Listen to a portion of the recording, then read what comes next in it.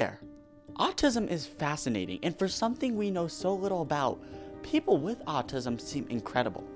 Take Nikola Tesla for instance. He was a brilliant electric engineer who had severe sensory issues. He complained he could hear a clock ticking from 3 rooms away and said he felt physical pain from bright lights. On top of that, Tesla was never even diagnosed with autism officially. He was, although, diagnosed with OCD, obsessive compulsive disorder. And because of this, he had some very weird obsessions. For instance, he was obsessed with the number 3. Every time before he would enter a building, he'd walk around it 3 times before entering. And he would only stay in hotel rooms that were divisible by the number 3. Temple Grandin is also another good example of a brilliant autistic person. Grandin was diagnosed with ASD, Autism Spectrum Disorder, when she was just a kid, and because of this, she was bullied for her differences. But Grandin was a brilliant engineer. One day she was on a farm and she noticed how when pressure was applied to a cow, their anxiety would reduce. And like a lot of other autistic people, Grandin was sensitive to feel and touch. So, in turn, she made something called a hug machine. It would apply gentle pressure to you, and in turn, that would reduce anxiety.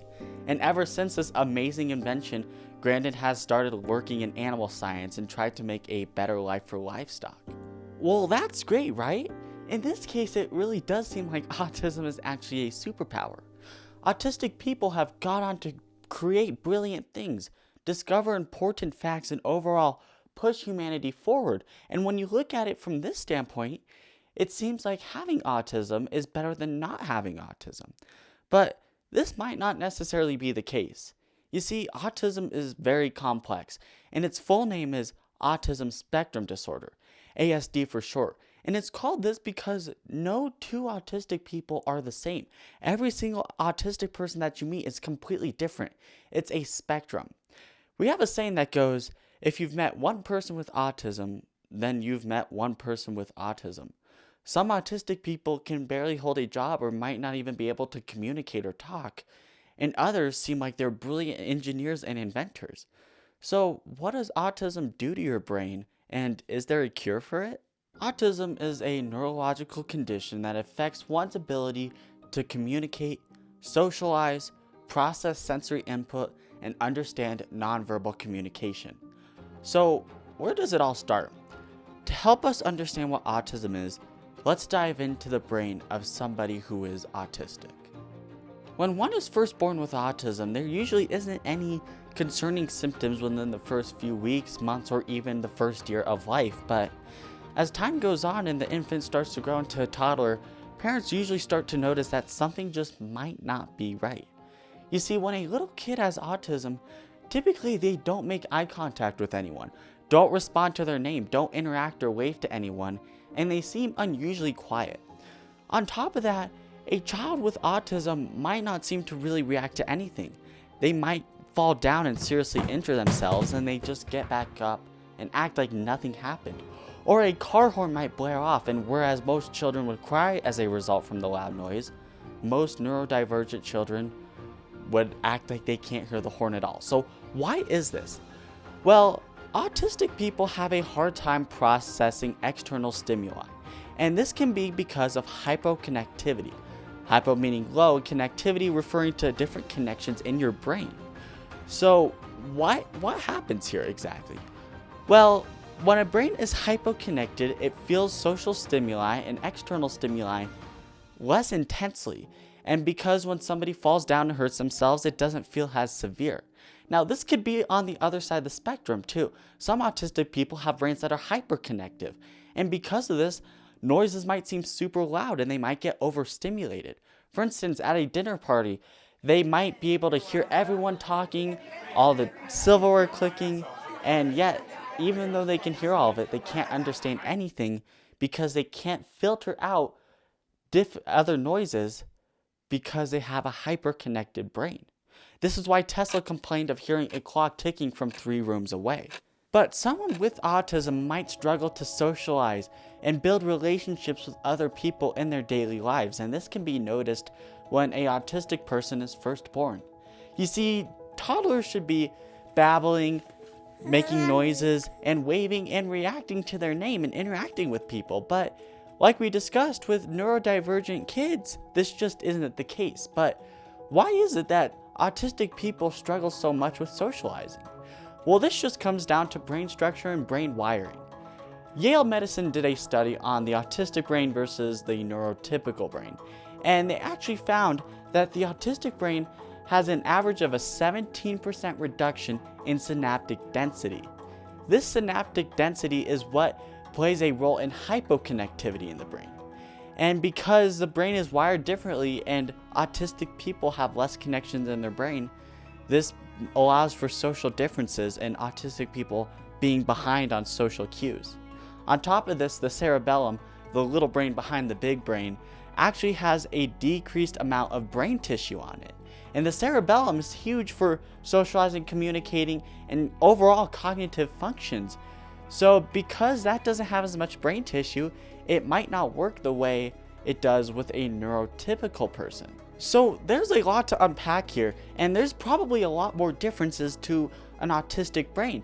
But what's important here is that being autistic doesn't make you sick, and there's not a difference between an autistic person and a neurotypical person. The only difference is that their brains just work a little differently. And this is why autism isn't a disease. It doesn't actually make you sick, it just makes you different because your mind works differently. And because of this, since it's not a disease, it can't really be cured. It doesn't cause you to be sick, so why would there be a cure for something that doesn't make you sick? So do autistic people have a setback from neurotypical people at all? Because when you look up famous autistic people, some of the most brilliant minds in existence pop up. So is there a downside to autism? Adults and children with autism crave routine in their life, and the point of this is to try and reduce sensory input. As we stated, autistic people don't quite process external stimuli like a neurotypical person does. But what happens when the brain gets flooded with too much stimulus? Well, essentially, this is what causes a sensory overload, when the brain is just being flooded with too many signals all at once. And well, this can cause what is known as a autistic meltdown. This doesn't have to be caused from a sensory overload. In fact, it can be caused from just a change in routine or maybe stress from a bad day. But this is when the brain gets flooded with too much anxiety, too many emotions, and it causes you to lose control of your emotions, feel like you're out of control of yourself, and causes extreme anxiety. And it's a horrible feeling, and despite it being a horrible feeling, it's very common among autistic people. So being autistic has some setbacks for sure, but what are these other setbacks? Being autistic is hard. As a child grows up, if they are autistic, they often have a hard time communicating with people, making friends, and holding relationships. And that's just because they process social interactions differently than the majority of the population does, and therefore they are misunderstood and sometimes even bullied by other kids. And this is the reason why 40%, if not more, neurodivergent people are actually clinically depressed. And it's because nobody really understands them and what they have to go through on a day-to-day life. On top of this, glutamate and GABA, the two neurotransmitters responsible for inhibitory and excitatory signals, are completely thrown out of balance. What this means is these two neurotransmitters are responsible for helping you learn and absorb information. And in autistic people, they're thrown out of balance. And this is why being autistic often comes with learning disabilities, like maybe dyslexia, for instance, and maybe ADHD as well. But here's a pretty incredible story. Thomas Edison, one of the most famous inventors in the world, came home with a letter from his teacher to give to his mom. And his mom opened the letter and read, "Your son is a genius. The school is too small for him and doesn't have enough teachers for training him. Please teach him yourself." His mom cried in happiness, but many years after, Thomas found the letter and it actually said, "Your son is addled and we won't let him come to school anymore." Now imagine that. The man who contributed so much to the growth of the world was said to be mentally ill by one of his teachers. Edison could have been autistic. We don't know for sure. We don't have an official diagnosis, but he definitely showed symptoms of being on the spectrum. But autistic people have a lot more differences. Autistic people also lack dopamine in their brain, And because of this, they often feel more depressed because dopamine gives you that feeling of happiness and satisfaction. But this can come with kind of a good thing. When a neurodivergent person finds something that they really like to do that raises the dopamine level in their brain, that develops a special interest. And when a neurodivergent person has a special interest, they often become obsessed with it, hyperfixated on it, and they do that one thing a lot, and sometimes that leads to getting extremely gifted at a skill. And that's where being autistic can be a superpower, is that you can be super good and talented at some stuff. But the good stuff does kind of end there, because although that can lead to special interests, that can also lead to a more addictive personality because of the reduced level of dopamine in the brain. And because you have a more addictive personality, you might have a increased risk of addiction for drugs or alcohol or something bad like that. On top of this, comorbidity, meaning you have two disorders at once, is very common with autism, specifically PTSD, ADHD, and OCD. PTSD is pretty common among autistic people, and that's because sometimes they face a lot of traumatic experiences in their life because of their differences. On top of this, a ton of neurodivergent people are unemployed, and that's because they often don't understand how to fit into society when their mind works completely different to the majority of the population's mind. Autism is also an ongoing struggle. It's not something you just grow out of and you only have as a kid. It's something that you have to deal with your whole life. And with autism comes masking.